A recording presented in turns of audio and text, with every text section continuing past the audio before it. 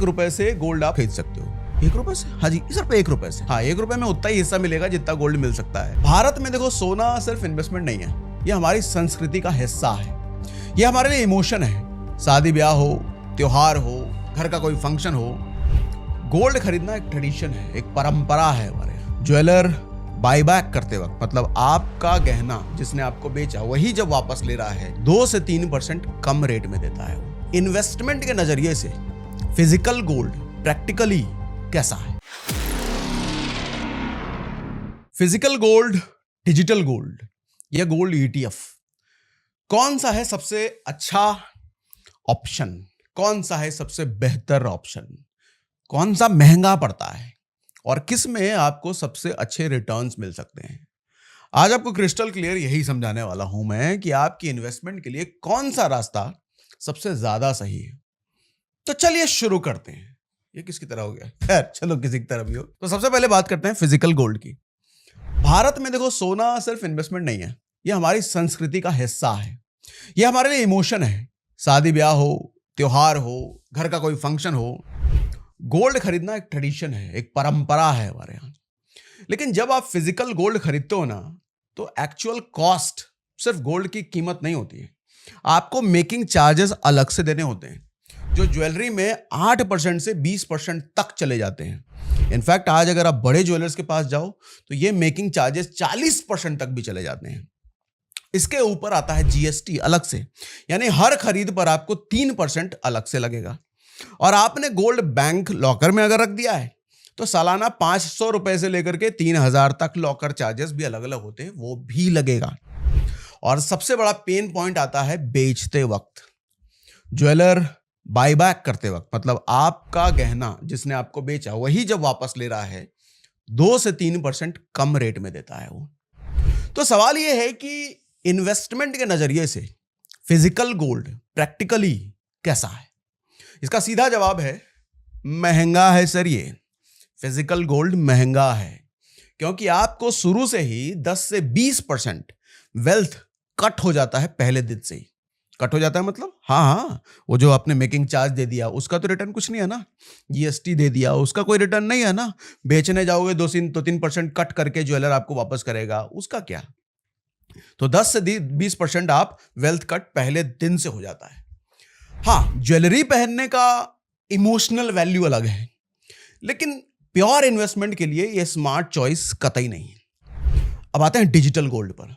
देखो, आजकल Paytm, PhonePe, Google पे, तनिष्क जैसे प्लेटफॉर्म पर आप जाओगे तो आपको सिर्फ ₹1 से गोल्ड आप वहां पर खरीद सकते हो। ₹1 से? हाँ जी, सिर्फ ₹1 से।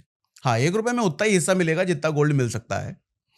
ये गोल्ड आपके लिए वॉल्ट में रखा जाता है, वो लोग वॉल्ट में रखते हैं, और आप चाहो तो बाद में कॉइन के फॉर्म में, बार के फॉर्म में या फिजिकल डिलीवरी भी उसकी ले सकते हो। अगर उतना लेने लायक गोल्ड बन गया तो ₹1 का गोल्ड तो डिलीवर नहीं होगा। हाँ, 1 ग्राम 10 ग्राम अगर हो गया तो आप बाद में डिलीवरी भी ले सकते हो। लेकिन एक बात समझिएगा, यहां भी हिडन कॉस्ट है।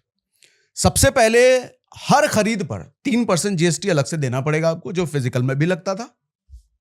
उसके अलावा बाय और सेल प्राइस में 2 से 3% का स्प्रेड होता है।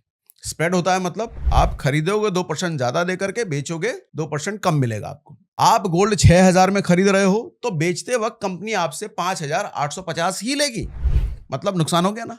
शुरू में कई कंपनी स्टोरेज फ्री देती है, लेकिन 5 साल के बाद ये 0.1%, 0.2% एनुअल स्टोरेज चार्जेस भी लग सकते हैं, क्योंकि आपको जैसे मैंने बताया ये सोना आपके बिहाफ पे खरीद के वॉल्ट में रखते हैं, तो वहां रखने का चार्ज भी वो आप ही से लेंगे।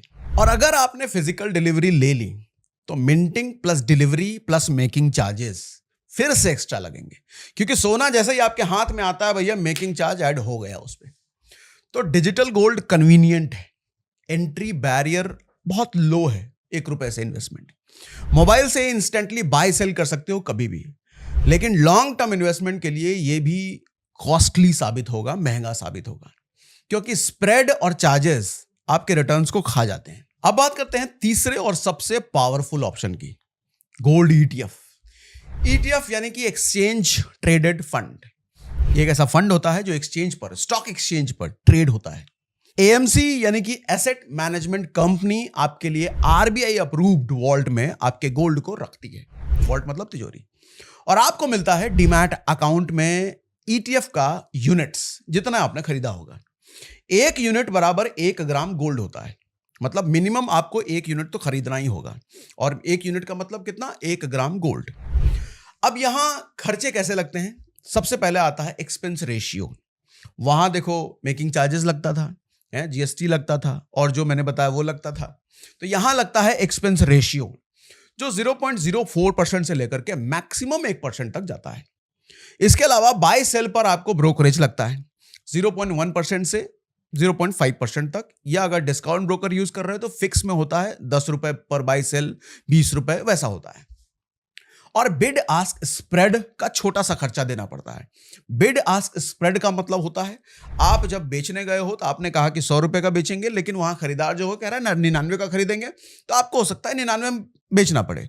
आपकी डिमांड कुछ और थी, आस्क कुछ और थी, बट वहां बिड कुछ और आया, तो इसी को कहते हैं बिड आस्क डिफरेंस, स्प्रेड। लेकिन बड़ी रिलीफ ये है कि यहां कोई GST 3% अपफ्रंट नहीं लगता। अब आ जाते हैं इस पे टैक्स कैसे लगता है, कितना लगता है। देखो 3 साल से पहले बेचोगे तो शॉर्ट टर्म कैपिटल गेन लगेगा इनकम स्लैब के हिसाब से, आप जिस भी इनकम स्लैब में फॉल करते हो। और 3 साल के बाद यानी कि लॉन्ग टर्म कैपिटल गेन हो गया तो 20% विद इंडेक्सेशन आपको लगता है, मतलब इन्फ्लेशन एडजस्ट करके टैक्स देना पड़ता है, जिससे आपकी इफेक्टिव टैक्स लाइबिलिटी काफी कम हो जाती है। ये अच्छी बात है। ETF से भी रेगुलेटेड होता है, इसका मतलब सेफ होता है, और सबसे ज्यादा ट्रांसपेरेंट आपको ETF ही मिलेगा। इसलिए लॉन्ग टर्म इन्वेस्टमेंट के लिए ये सबसे एफिशिएंट ऑप्शन बन जाता है। जब मैं कहता हूं ट्रांसपेरेंट, इसका मतलब ये होता है कि लाइव आप रोज दिन में 5 बार, 4 बार, 10 बार, 20 बार खुद देख सकते हो कि आपके लिए हुए ETF का प्राइस क्या चल रहा है। फिजिकल गोल्ड में आप ये नहीं देख सकते ना, ठीक है। अब तीनों को एक साथ अगर कंपेयर करें तो फिजिकल गोल्ड में मेकिंग चार्जेस लगेगा, GST लगेगा, अगर लॉकर में रखा है तो लॉकर की फीस लगेगी, रीसेल यानी कि बेचने जाओगे तो रीसेल कट, सब मिलाकर सबसे महंगा ऑप्शन फिजिकल गोल्ड है। डिजिटल गोल्ड की बात करें तो डिजिटल गोल्ड कन्वीनियंट है, लेकिन बाय सेल स्प्रेड और स्टोरेज चार्जेस आपके रिटर्न्स को खा सकते हैं। अब गोल्ड ETF की बात करें तो इसमें अपफ्रंट GST नहीं लगता, एक्सपेंस रेशियो लगता है, लेकिन वो बहुत कम होता है। सेबी रेगुलेटेड होने की वजह से सबसे ज्यादा ट्रस्टेबल ऑप्शन यही बन जाता है। अगर आप इन्वेस्टमेंट पॉइंट ऑफ व्यू से देख रहे हो, सिर्फ और सिर्फ इन्वेस्टमेंट पॉइंट ऑफ व्यू से, तो गोल्ड ETF नंबर 1 पे आएगा, उसके बाद डिजिटल गोल्ड आएगा, उसके बाद फिजिकल गोल्ड आएगा। लेकिन अगर आप पहनने या गिफ्टिंग के लिए गोल्ड लेना चाहते हो तो वो तो सिर्फ देखो फिजिकल गोल्ड से ही पूरा होगा। गोल्ड ETF लेकर के आप घरे में पहनकर नहीं घूम सकते, उसके लिए फिजिकल गोल्ड चाहिए। चलो एक एग्जांपल से आपको समझाता हूं। मान लो आपने 1 लाख रुपए इन्वेस्ट किया फिजिकल गोल्ड में, 3% GST लगेगा, मेकिंग चार्जेस मिला करके आपकी एक्चुअल बाइंग सिर्फ 90,000 रुपए की रह जाएगी। हैं? जेब से निकला 1 लाख, लेकिन वैल्यू रह गई 90,000, और बेचते समय ज्वेलर 2 से 3% और काट लेगा। अब डिजिटल गोल्ड में अगर देखो तो आप 97,000 रुपए के गोल्ड ओनर बनोगे, वहां 3,000 कट जाएगा, लेकिन बाय सेल स्प्रेड और GST मिलाकर लॉन्ग टर्म में रिटर्न्स 2 से 3% कम हो जाएंगे आपके। गोल्ड ETF में अगर गया तो पूरा 1 लाख रुपया इन्वेस्ट होगा, बस सालाना 0.5% के आसपास का खर्च आता है एक्सपेंस रेशियो में, जो NAV से ऑटो डिडक्ट हो जाता है। अब 30 साल के अगर होराइजन में देखो, मतलब लॉन्ग टर्म में अगर देखो, तो छोटे छोटे चार्जेस आपको लाखों का डिफरेंस दिखा देंगे तीनों को अगर आप कंपेयर करो तो। अब भाई साहब आपके दिमाग में एक सवाल जरूर आएगा कि आखिर इन तीनों ऑप्शंस में मिनिमम कितने पैसे से शुरुआत कर सकते हैं इन्वेस्टमेंट, तो ये भी बता देता हूं। सबसे पहले फिजिकल गोल्ड, देखो यहां एंट्री बैरियर थोड़ा बड़ा है, मतलब हर कोई नहीं ले सकता, आपको कम से कम 1 ग्राम गोल्ड तो खरीदना ही पड़ेगा। और आज के समय 1 ग्राम गोल्ड की कीमत लगभग 12,000 रुपए के आसपास चल रही है, तो मतलब 12,000 रुपए से कम का इन्वेस्टमेंट फिजिकल गोल्ड में नहीं है, मेकिंग चार्ज वगैरह वो सब अलग से। और अब डिजिटल गोल्ड, यहां एंट्री बैरियर सबसे छोटा है, मतलब कोई भी इन्वेस्ट कर सकता है। क्यों? क्योंकि 1 रुपए से शुरू हो रहा है भैया, 1 रुपए तो कोई भी लगा देगा। मतलब अगर आपके पास एक चाय के भी पैसे स्पेयर है, मतलब चाय का पैसा भी एक्स्ट्रा बचा है, तब भी आप डिजिटल गोल्ड में इन्वेस्ट कर सकते हो। यही इसकी सबसे बड़ी USP है। डिजिटल गोल्ड में सबसे मिनिमम इन्वेस्टमेंट से शुरू किया जा सकता है। और तीसरा है गोल्ड ETF, यहां भी यूनिट साइज फिक्स होता है, मतलब 1 यूनिट 1 ग्राम गोल्ड, यानी मिनिमम इन्वेस्टमेंट अभी के हिसाब से लगभग 12,000 रुपए तो आपको चाहिए। लेकिन एक और कंडीशन है कि आपके पास डीमैट अकाउंट भी होना चाहिए, मतलब ट्रेडिंग अकाउंट आपके पास होना जरूरी है। लेकिन उसमें लगता है इसमें मुश्किल क्या है, जो आपके लिए बिल्कुल फ्री में आप खुलवा सकते हो वो पैसा थोड़ी लगते हैं उसमें। इसका लिंक हमेशा हम डिस्क्रिप्शन में दे करके रखते हैं, क्लिक करो खुलवाओ। और मेरे हिसाब से अगर सिर्फ इन्वेस्टमेंट करना है तो गोल्ड ईटीएफ सबसे अच्छा ऑप्शन है। और सबसे अच्छा ऑप्शन है तो डीमैट अकाउंट खुलवाने जैसा मेहनत तो करना ही पड़ेगा। मेहनत क्या है, क्लिक करो, केवाईसी करो, 2 दिन में अकाउंट खुल जाता है भैया। उसके बाद करो जितना इन्वेस्टमेंट है, लाइव ट्रैकिंग है, कभी भी आप ट्रैक कर सकते हो। तो ये थी मेरी एनालिसिस तीनों इन्वेस्टमेंट के बारे में। लेकिन मुझे लगता है आपकी कुछ और अगर थॉट प्रोसेस है, कुछ लोग सोने से बहुत इमोशनली कनेक्टेड होते हैं। आप अगर कुछ और सोचते हो तो मुझे कमेंट बॉक्स में लिख के जरूर बताइए। भारत में सोने की जगह मतलब वो सोने की जगह नहीं, वो सोने की जगह अलग है लोगों के दिलों में।